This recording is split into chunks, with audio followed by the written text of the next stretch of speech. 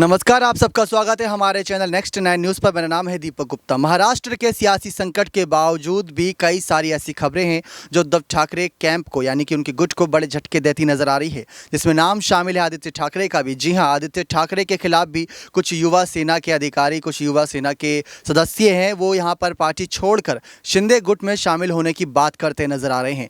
एक के बाद एक तमाम खबरें निकलकर सामने आ रही है कि शिवसेना का साथ छोड़कर शिंदे गुट का हाथ थामते नजर आ रहे हैं। शिवसेना के ही सांसद, विधायक, पार्षद और उसके बाद आदित्य ठाकरे के गुट से भी कई सारे जो युवा मोर्चा संभालते हैं वो भी अब बड़े झटके देते नजर आ रहे हैं।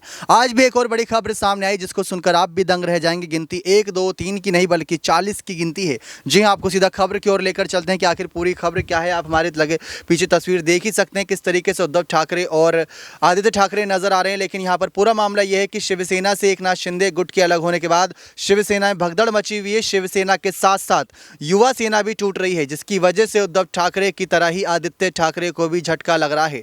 जहां पर युवा सेना के राष्ट्रीय संयुक्त सचिव और विस्तारक रुपेश पाटिल ने युवा सेना के 40 राज्य कार्यकारिणी के पदाधिकारियों ने युवा सेना को जय महाराष्ट्र कहते हुए पार्टी को छोड़ दिया। 40 की गिनती बहुत बड़ी होती है, बनाने में काफ़ी समय लगता है, लेकिन टूटने में एक दिन की खबर ने हिलाकर रख दिया।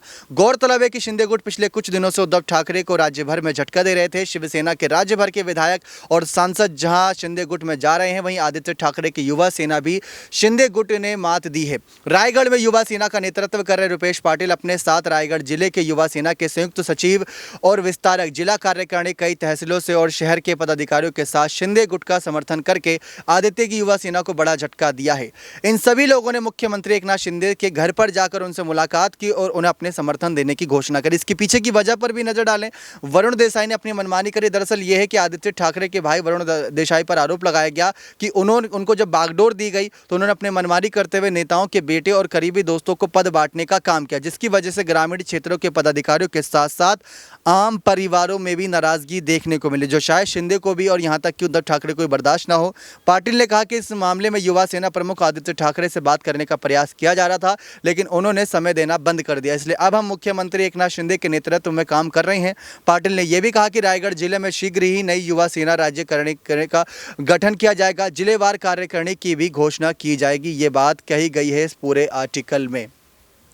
तो पूरा मामला आपको बता दिया, बहुत ही कम समय में सारी जानकारी दे दी। 40 युवा कार्यकारिणी के ये सारे जो नेता हैं, जो ये सब अधिकारी हैं, जो अपना अपना काम संभालते हैं युवा सेना के तौर पर, इन्होंने ये कहा कि जब आदित्य ठाकरे ने अपने ही भाई दोस्त को यहाँ पर बड़ी जिम्मेदारी सौंपी गई, वरुण देसाई को, तो उन्होंने अपनी मनमानी करते हुए कई सारे पद बांटते नजर आए, जिसकी वजह से दिक्कतें होती नजर आई। तो ये एक एक करके मामले सामने आ रहे हैं। आपको याद होगा शिंदे गुट ने जब यह आरोप लगाया था उद्धव ठाकरे पर कि वो समय नहीं दे रहे थे, हमारी एक भी नहीं सुन रहे थे, जो एमवीए की गठबंधन है वो अपनी मनमानी कर रही थी, वो शिवसेना को ही तोड़ने की कोशिश कर रही थी। तो ये खबरें और वो खबरें दोनों में ज़्यादा कुछ अंतर नहीं है। दोनों ही खबरें ये बात की ओर इशारा कर रही है, कम्युनिकेशन गैप हुआ, मुलाकात कम हुई, बैठकें कम हुई, जिसकी वजह से पार्टी में दरार पड़ना शुरू हुई और शिंदे के तौर पर एक बड़ा ऑप्शन निकलकर सामने आया। तो ये थी बहुत बड़ी खबर। बने रहे ऐसी और बड़ी खबरों के लिए। नेक्स्ट 9 न्यूज़ रूम से मैं दीपक गुप्ता आपसे विदा लेता हूँ। बहुत बहुत धन्यवाद।